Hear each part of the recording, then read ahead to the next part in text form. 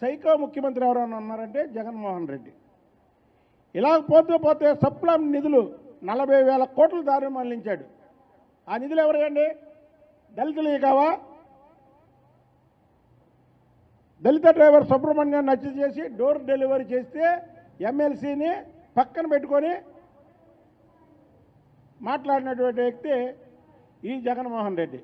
ఇలా చెప్పుకుంటూ పోతే దళితులకి నీ మీద ఎంత కోపం ఉందో ఒక చిన్న ఉదాహరణ చెప్తా.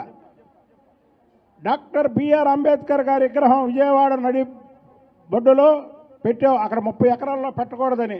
అయినా సరే మేము 30 ఎకరాల్లో అమరావతిలో మళ్ళీ అంబేద్కర్ గారి విగ్రహం పెడతాం.